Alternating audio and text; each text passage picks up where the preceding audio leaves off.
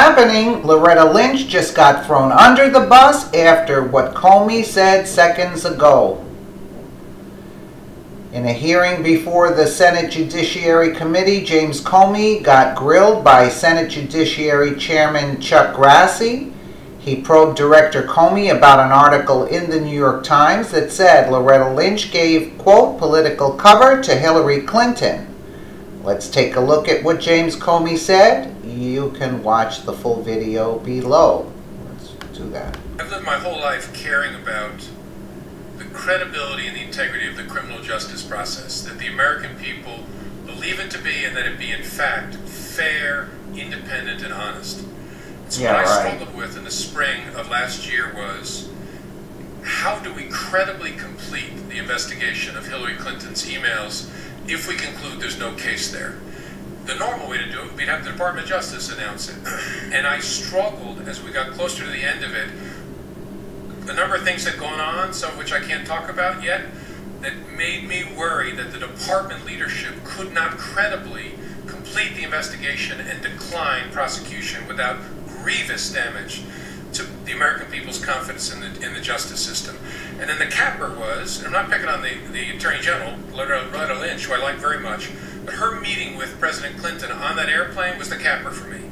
And I then said, you know what, the department cannot by itself credibly end this. The best chance we have as a justice system is if I do something I never imagined before. Step away from them and tell the American people, look, here's what the FBI did, here's what we found, here's what we think.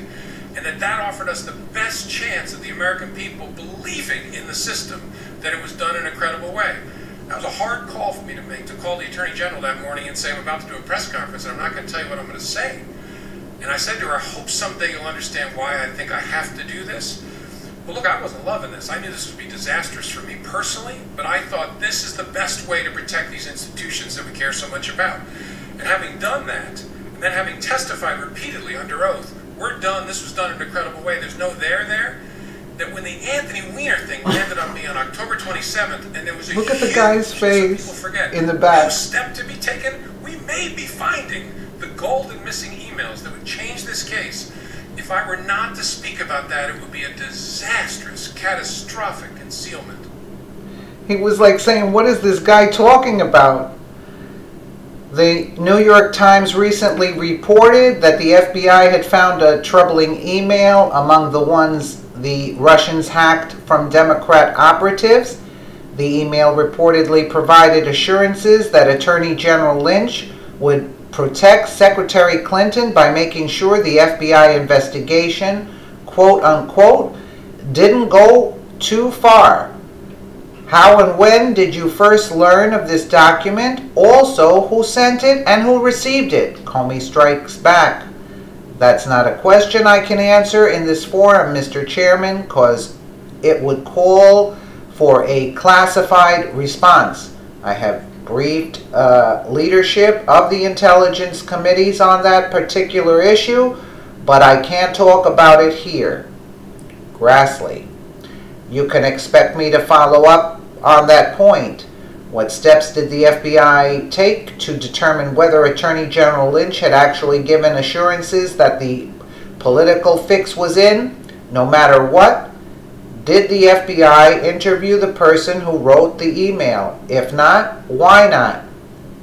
Comey, I have to give you the same answer. I can't talk about that in an unclassified setting. Comey then finished in a telling fashion. I'm not confirming there was an email, sir. I can't. The subject is classified, and in an appropriate forum, I'd be happy to brief you on it, but I can't do it in an open hearing.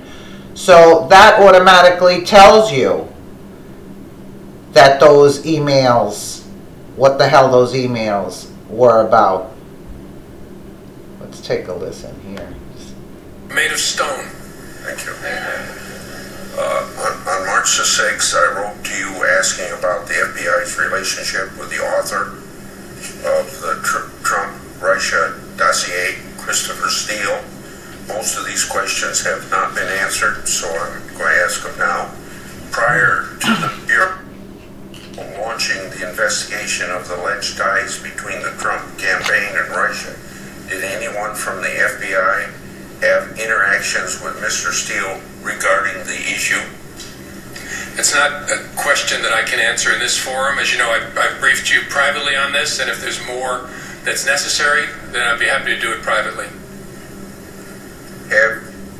Have you ever represented to a judge that the FBI had interaction with Mr. Steele, whether by name or not, regarding alleged ties between the Trump campaign and Russia prior to the Bureau launching its investigation of the matter?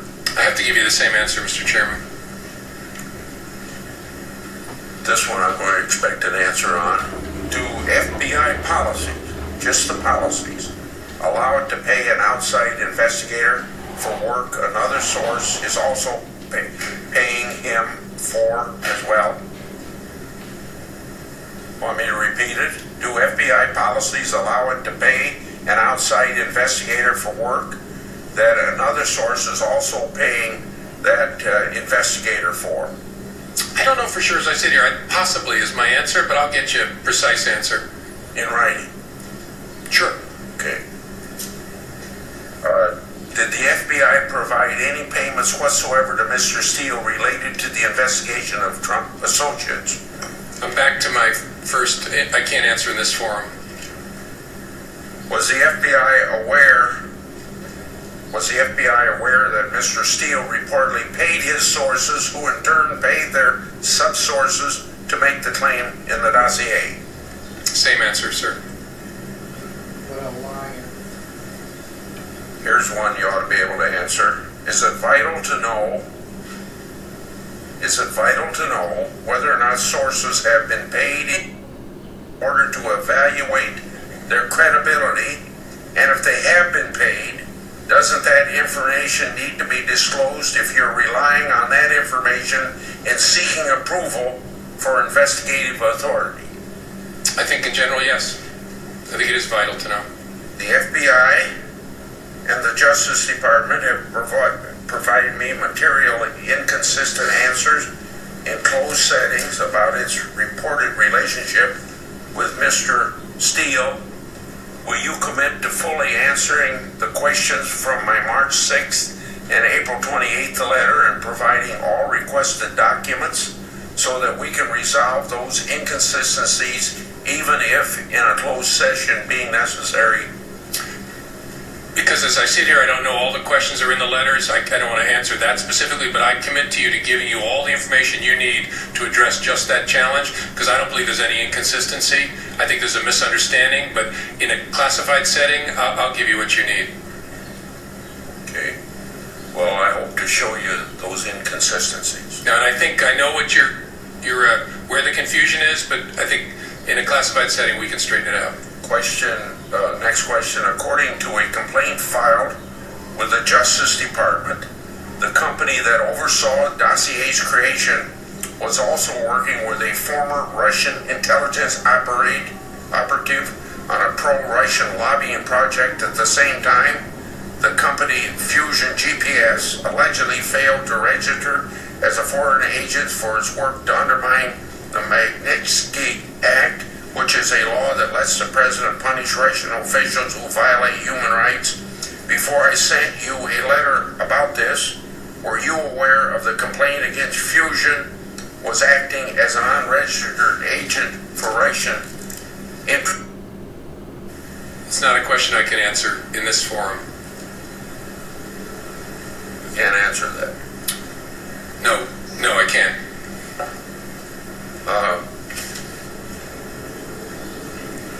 Go on to something else. Last week, the FBI filed a declaration in court pursuant to Freedom of Information Act litigations. The FBI said that the grand jury issued subpoenas for Secretary Clinton's emails, yet you refused to tell this committee whether the FBI sought or had been denied access to grand jury process from the Justice Department. So, I think a very simple question: why does the FBI give more information to someone who files a lawsuit than to an oversight committee in the Congress? And that has happened to me several times. I'm not sure, Senator, whether that's what happened here, but you're right. I refuse to confirm in our hearings as to whether we'd used a grand jury and how.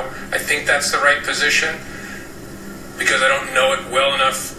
I don't think I can tell you, I don't think I can distinguish the statements made in the FOIA case as I sit here.